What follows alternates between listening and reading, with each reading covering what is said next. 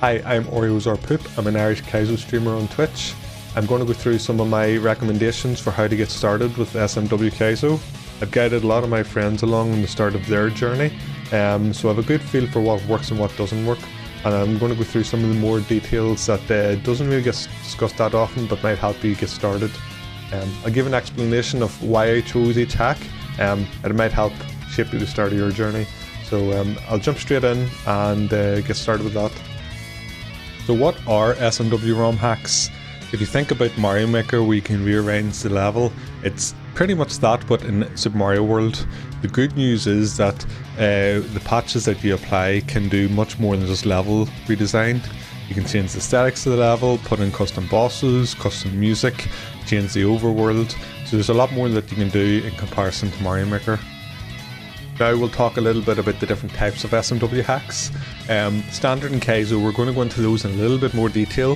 Hit and tool assisted are more like bot required or save state required hacks that can't be beaten by a person with a real-time attempt. There's also troll hacks, there's puzzle hacks, which don't really translate as well as Mario Maker levels do, but they still exist. And then there's also glitched hack. This falls under Kaizo quite often, but lately we've seen a lot of glitch specific hacks. These do not play like a Kaizo hack at all, so I've just put them in their own little category here, but often they will fall under either Kaizo or Pit and tool assisted. To dive a little bit deeper into standard and Kaizo, everything I've written here is definitely like on a spectrum. There's a lot of crossover between some hacks, whether it's standard or Kaizo, but these are terms you'll see come up. The standard, typically there is a lot more ground to run on. The power-ups that you get, you often are free to take damage wherever you want. You may be able to carry that power-up throughout the level, or you may take damage on the next enemy, but it's kind of often up in the air. Enemies, so quite often you can dodge enemies and run past them, or maybe if you do interact with them and kill them, it has no other effect on the level. And you can also take your time quite often, where you're not pushed to really get to the end as quick as possible. When it comes to Kaizo, again, this is very generalized and doesn't apply to everything, but for the most part it's very linear. You're going to play the level the way the creator has intended. There's one way to do a jump.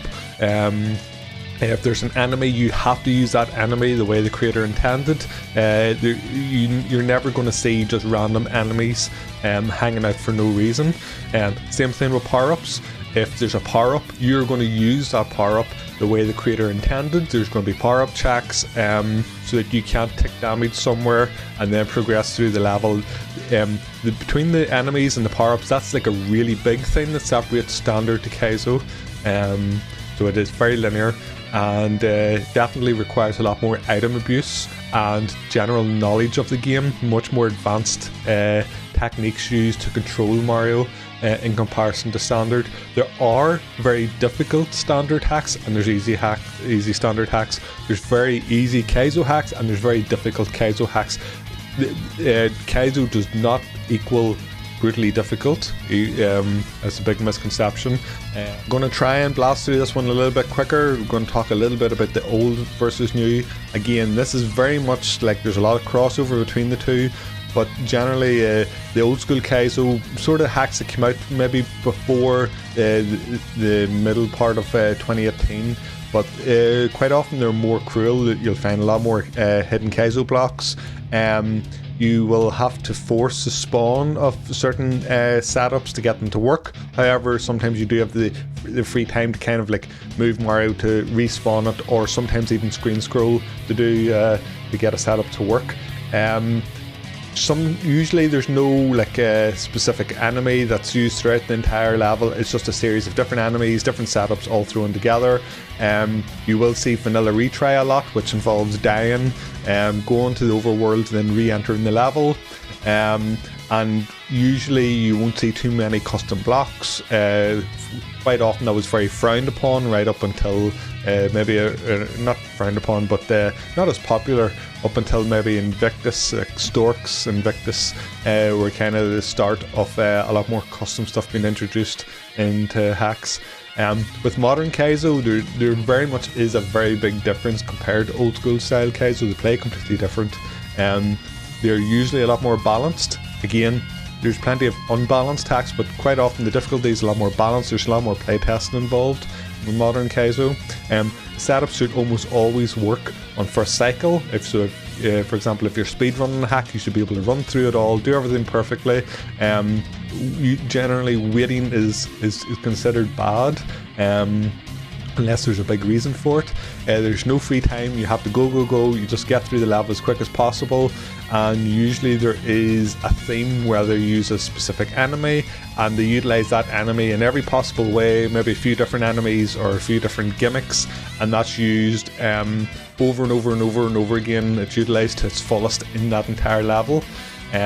You will also see instant retry, quick retry patches applied in these hacks, so that once you die, you go straight back into the checkpoint or the start of the level.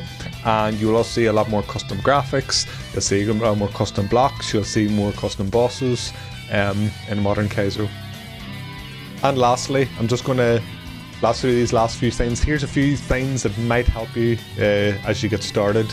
Any percent versus 100%. So quite often the special world levels come after what might have been like the final boss, final castle, and you may have hit credits, and then after the credits it opens up special world. So we would call that the any percent ending, and then 100% would be completing every single exit in the game. So that would involve doing all the special world. Not all hacks have special world. Some hacks don't have an any percent, it's just 100%.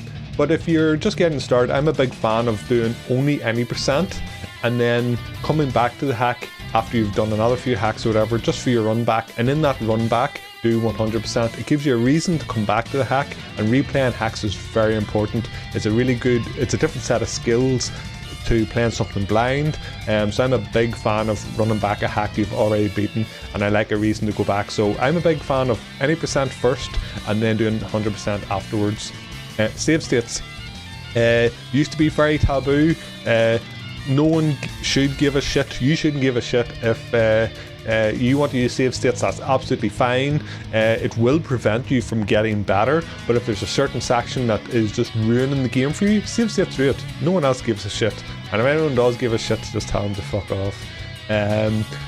Don't be afraid of the grind. You like to play Kaizo, you do need to grind through hacks. You're going to have to be stuck in levels for hours. You're going to be stuck in bosses for hours. I just spent 116 hours doing Grand Poo World 2, or 111 hours. The final boss, Grand Poo World 2 Bowser, took me 16 hours.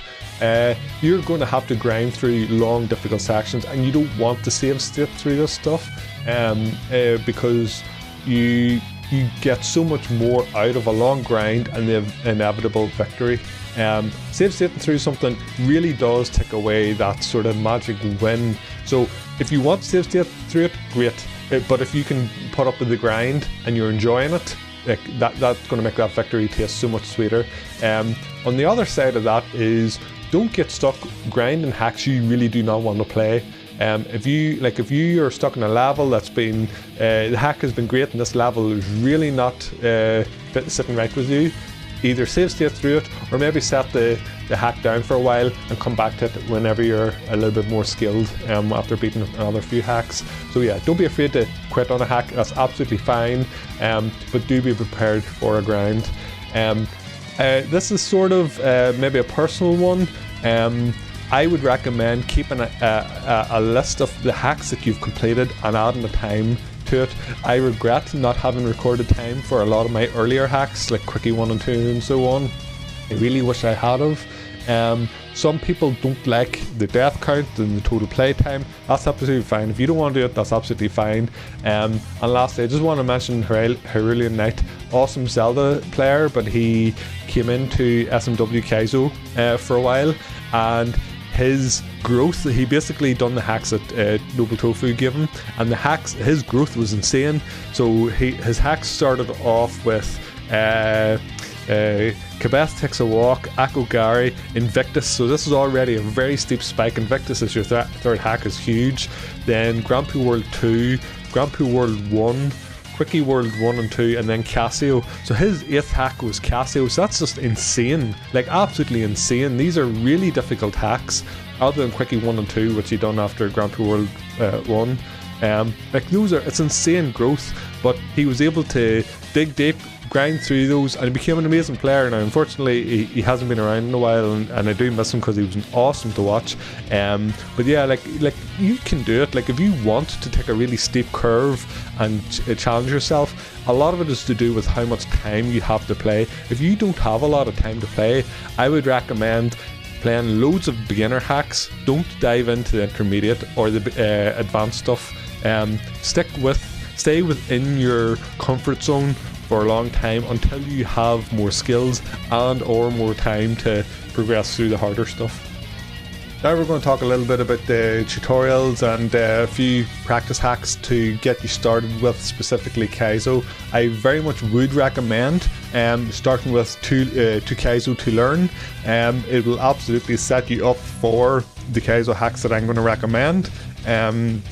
There are loads to choose from, lots of options for more consistency as well. So I'll just very briefly talk about them and then get to the next section. So 2 Kaizo to learn, absolutely fully comprehensive tutorial hack, takes you through this is an item, this is what can be done with this item, and then throws you into a little test on how to utilize that. I would very much recommend absolutely everyone goes through 2 Kaizo to learn. Learn to Kaizo was a much older hack. It was the original tutorial hack. It's a little bit dated now. 2 Kaizo to learn kind of covers everything and more. Learn to Kaizo was missing some important things such as regrabs. That was a big thing it was missing, was regrab training. And then it also includes some like glitch tack, like say like block duping and stuff. That's not really utilized in Kaizo anymore, so it has aged a little bit. Still fantastic to play through when you've got a little bit more skill. And then there's Panga's Kaizo Kindergarten for Dummies. Absolutely incredible hack, but it's not for beginners. If you have beaten 15 hacks, it's a brilliant option for you. If you want to create a Kaizo ROM hack, it's got so much data in it that's super useful to learn, and it's got a lot of niche things. If you're going in as a first time Kaizo player into that hack, it's information overload, it's too much, it's not for you. I class it as an intermediate tutorial hack. So 2 Kaizo to learn, 100%, that's where to get started. Now if you're playing and you're getting still used to Kaizo and you're struggling with something specific, there are a few more options out there for more intermediate players. So learning to fly, absolutely incredible cape hack. You do not need to know this as a beginner at all. You will very rarely come across any cape hack as a beginner. But if you're in, like say if you've done a few intermediate hacks, maybe you want to take on Grand Prix World 2, get all over learning to fly, fantastic. Learn to Shell is not out yet. It's coming out soon, hopefully, by Wolfguy. I've seen a lot of the play testing. It looks fantastic. It's a Shell specific tutorial hack, so it'll be great for beginners, but it'll also be great for advanced Shell players, or that are people who are trying to go from intermediate to advanced. It'll have all that hack in there. Tower of Keys, one of my favorite hacks. If you want to get better with either key jumps or block grabs, this is a fantastic 10-room hack to play. It's super short. I'm hoping to maybe push for world record. The world record's in the 3-minute range, and super short and sweet. Only the last 2 rooms are actually difficult. Everything else is going to make you so much better at any key tack and block grabs. So if you struggle with those, I would recommend checking out Tower Keys. And the last one is Kaizo Consistency. This is a very much a heavy item abuse consistency hack. super hard. It's not for the faint-hearted. This is for intermediate players who want to get better. But for example, I love shell abuse, and there's a double shell jump room. Very boring, just jump over the wall with double shell jump over and over and over again, and it counts up your time, it counts what your best and what your current is. Little things like that are fantastic at just getting consistent at something, and I loved specifically the double shell jump room and the jump room. Fantastic. Okay, so now we're actually getting to more of the hack recommendations. A lot of this is set up now to get you ready for Kaizo in terms of knowledge, and now is sort of like the hacks that are games that you can play or miss depending on your previous experience. So if you've come from Mario Maker or Celeste or Hollow Knight, or if you've played all these other platforming games, you can completely skip over all of this. You do not need to play any of these. However, if you have no platforming experience, I would highly recommend getting comfortable with some just Mario physics in general. Mario World, Super Mario World, just the vanilla game, came out in the 90s. Most of us grew up playing it. It is absolutely incredible. Just play through it. It's amazing. It'll get you better controlling Mario, moving around, try beating levels fast. You don't need to complete every exit, but I would recommend going through it. I've watched a lot of friends start their Kaizo journey by playing this, and they all loved it. They all had a great time. If you want to move up a step from that, Plumber for All Seasons was one of the best hacks to ever come out. It took 10 years in development, I think it was.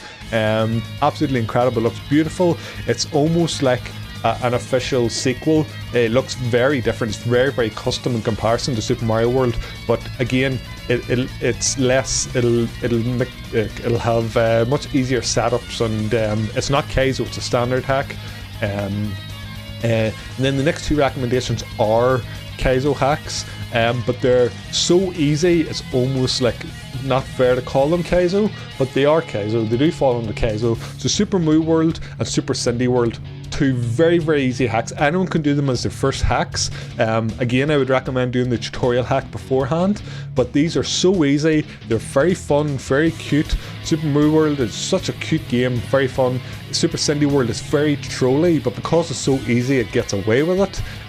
But I would recommend these four. You can pick, you can mix and match, you can choose whatever one you want to do. You don't have to do them all. If you're really not confident, do them all and you'll definitely be ready for Kaizo. Okay, now to the first recommendation, Love Yourself. Fantastic hack. It was probably the most recent on this list. Absolutely incredible hack. Everyone needs to play this, and you can absolutely do this as your first hack. Many first hack recommendations have like a level or two that may kick your ass. Love Yourself is perfect in every way. It's a real feel-good hack for everyone, not just beginners, but it's definitely an appropriate first hack. Cute Kaizo World is another amazing beginner hack. You could even do this one as your first one if you really want. The reason why I put it in as number 2 is because the final castle is definitely a big bump up in difficulty. Sometimes the Pink Palace gives it a little bit of new players a little bit of challenge as well, but the absolutely incredible hack, and very fun. This is one I go back to all the time. Okay, so now is the first hack that has a few spikes here and there. It's still very much a good first hack. This was kind of an extension of Learn to Kaizo, the original tutorial hack. It takes all the elements from the tutorial and teaches you in a full level. Absolutely amazing. There's 2 levels in particular that may cause issues. One is the Sky Tree and one is the Shell level. It is worth grinding through those. It definitely is. This will make you a better player.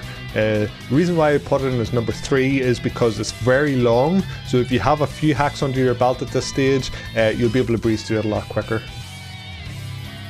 Quickie World 1, this was like the very first beginner hack. The reason that I'm using quotes is because these Quickie 1 and Quickie 2 weren't designed to be beginner hacks. They were designed to be easy hacks that people played through quickly. The sections are short and fun, but these are not beginner hacks. They really do assume that you've got a lot of knowledge and experience of Mario. The problem is that these are often recommended as the first and second hacks, but yeah, these are definitely way harder than some people make it out to be. The final level here is Sovereign Castle, which is infamous for being a long grindy level for people on the first playthrough. Hopefully with this being a 4th hack, it won't be as difficult. So yeah, this is an absolute must. And of course Quickie 2, same thing with Quickie 1. You can, if you want to do this one first, sometimes people say this one's easier than Quickie 1. I don't think so, other than the fact Suffering exists, which is a very hard level. Like, Quickie 1 and 2 are both fantastic, absolutely essential plays that you will be checking out over and over and over again. Personally, I prefer Quickie 2. Most people prefer Quickie 1, but they're very fun to get through fast, and yeah, you must play these. So up until now, there have been 5 hacks that are absolutely crucial for you to play. Regardless of who you are, everyone should be playing them.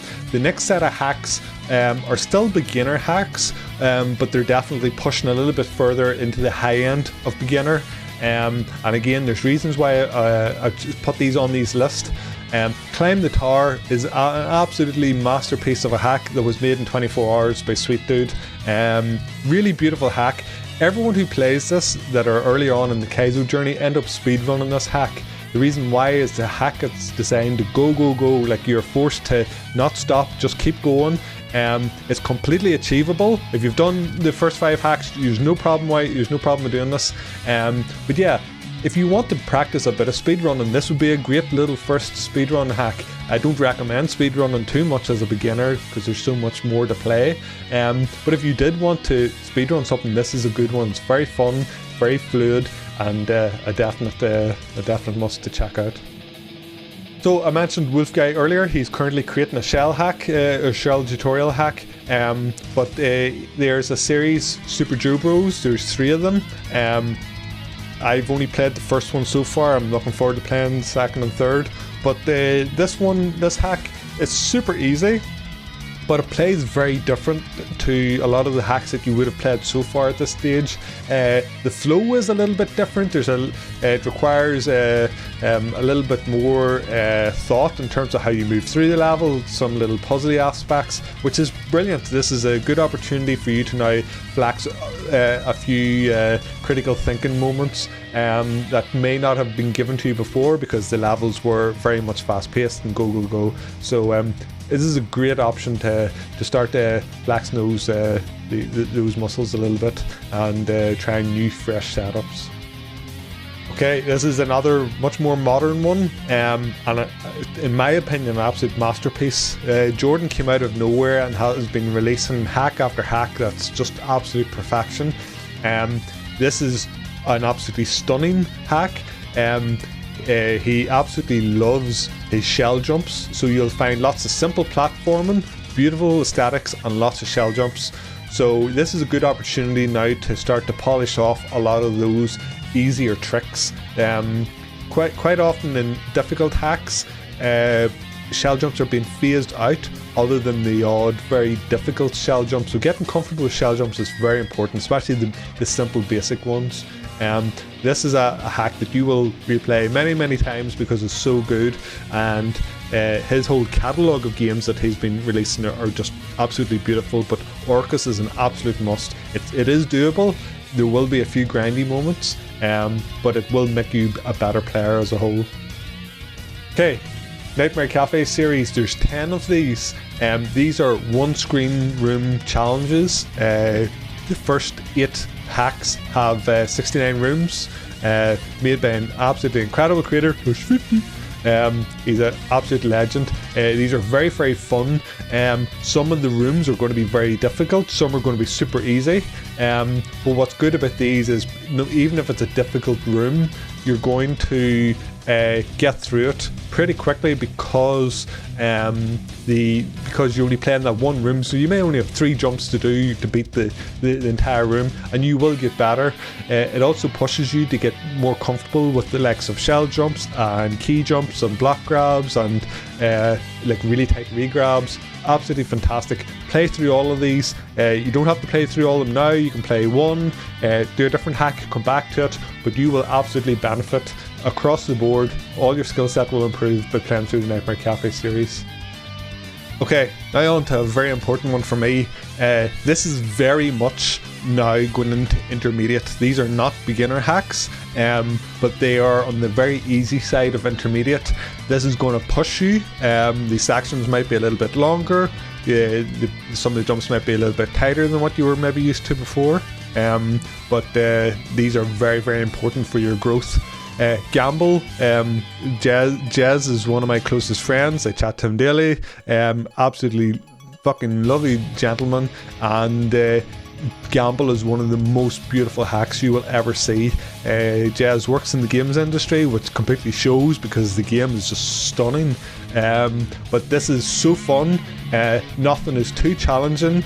Salt mines may give you a little bit of issue, but other than that, the entire level or the entire hack is just absolute beautiful, beautiful, beautiful.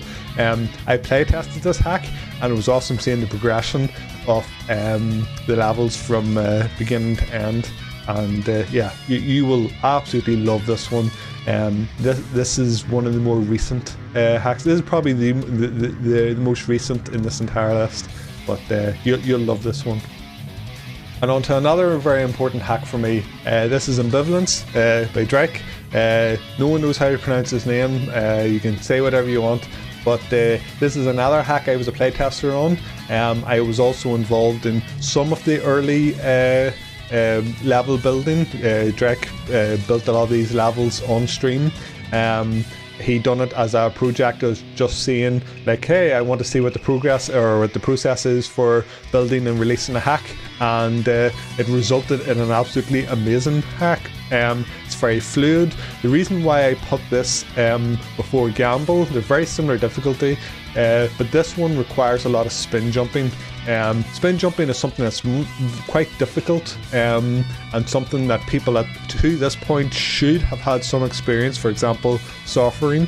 But this hack really takes that to a new level where you have to get comfortable with spin jumping on items, and this hack is beautiful. It's so good, the hack is so good that the entire German community are doing a huge big event, speedrunning event, where everyone's playing this hack. So it's awesome to see that time come way down, like the world records getting thrown around, and I'm very excited to see how that event goes in a few months.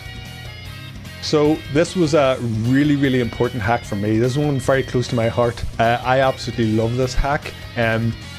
For me, I believe this is where I went from being no longer a beginner and being an intermediate player. I beat this hack and I went back and beat it straight away again, because there were certain challenging moments in it, while still remaining a very fun hack. There's one level in particular, the ghost house. It's so tight and so long.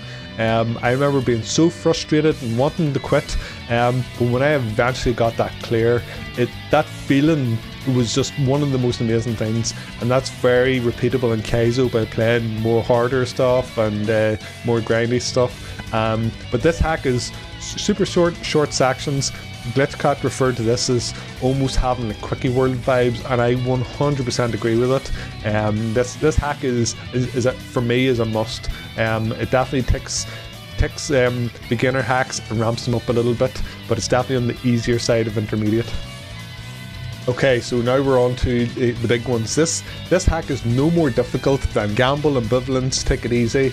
They're all interchangeable in around a similar difficulty. This is a very iconic hack. It's very vanilla. Mega Scott loves vanilla hacks, and this is an absolute masterpiece. Often quoted as being Super Regrab World. Like there's a lot of really tight jumps here and there, but it's just fun platforming, simple platforming. As a beginner, this is a huge jump up in difficulty, and you will spend a long time in levels. As an advanced player, you will completely breeze through a hack like this. There's nothing that's actually challenging outside of doing tight jumps. So that's what's so beautiful about a hack like Ambivalence. In general, the lower end of intermediate That's how hacks tend to be, where advanced players will breeze through them and beginners will really struggle with them. That's kind of what separates beginner and intermediate, but at this stage if you're playing, this hack is going to completely polish off your skills. And the reason why I put it after the other ones is because it's quite a long hack, and being stuck in a hack for such a long time is fine if you have the time and patience for it. But at this stage, if you're doing this as your 13th hack, not including having done any tutorials or prerequisites, this is a hack that's going to be just super fun to get through.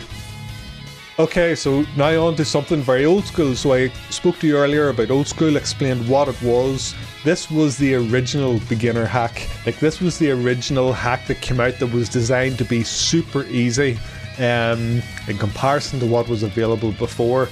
This is a tribute to Dram World, which is a tribute to Kaizo 1. The levels are very, very similar to what you will find in Dram World.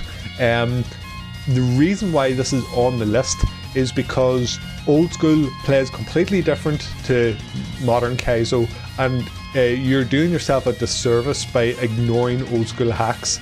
I absolutely love this hack. I've played it so many times, but being able to force manipulate setups requires knowledge. Being able to one cycle stuff that isn't really meant to be one cyclable is required knowledge. You need to be able to have these kinds of skill sets of setting up certain things, avoiding hidden blocks, remembering where the hidden blocks were when you hit them 30 attempts ago. This is an important skill, and by beating something like this, you will be better prepared for the likes of Cemetery Bloom in Invictus. That's quite often a level that people struggle with. The reason why I feel like people struggle with it is because they've avoided old school hacks that require you to stand and wait and time things out yourself. You can't just go straight away in all these different setups. That's very much an old school characteristic in a level, and this hack will make you better at the likes of Cemetery Bloom whenever you come to these harder levels in hacks. And lastly, Super Gracie World. Very similar to the comments I just made about Korosu. This is still very much an old school hack, however it has super unique puzzly setups. Nothing's difficult, but it does require you to think about how to get around this particular setup. Up until now, everything's been quite modern and everything's just lined up for you. You just go, go, go. But it is very, very important to flex these muscles in terms of how the hell do I do this setup? This is what is this? What is going on? I have no idea what's going on. You're gonna come across that a lot in expert hacks, and you need to have the skills to process that. So Super Gracie World, it will make you a better player. So I would recommend getting through it. Alright, so you done it. If you have made it this far and you've completed 15 hacks, you are very ready to take on the really tough intermediate stuff and then creeping into the expert stuff. These are two essential hacks, really, really important hacks that you need to play. Invictus is obviously an absolute masterpiece that still holds up to this day. You're going to absolutely love playing through it. If you go into a hack like this super early on, you're going to have a pretty hard time getting through the difficult levels. The easy levels will be fine, but the hard levels are going to be a big grind. Similar to Peachy Moat World, it is just so polished, but it's very tight, very difficult, very demanding. It doesn't matter which one of these you want to play next. I personally would probably recommend Invictus first and then Peachy Moat World, but if you want to do it the other way around, people are undecided on which one's better. But Peachy Moat World has a sequel coming out very soon. Invictus will have a prequel out eventually whenever Juz gets it finished up. So it's exciting to get to the stage where you can play these absolute masterpiece hacks. Very, very exciting time. And once you get through these, it opens you up to so much more, like Super Heart Bros, Akogare 2, New Comfort Zone, Purgatory, Luminescent, Chi, Road to New Haven, Eldorado, Super World, The Getaway, Autumn, Bun Bun World Series, Christmas Gift, Hyperion, and many, many more. There are a million fucking hacks out there, and you're going to have an absolutely fantastic time at going through all these incredible intermediate hacks. Thank you so much for watching. I really, really do appreciate it. I've never done any sort of YouTube video before like this, and I really do appreciate if you've hung around this long. I don't do a lot of social media, but I am on Twitch often. I usually only stream once a week, so you can catch me over there. If you have any questions at all, I'm more than happy to help you out. I'm also over on Twitter if you want to reach out there. I do use Discord. I don't post a lot in my server, but Twitch is probably the best place to get me if you do have any questions. But thanks very much for watching, and have a good one.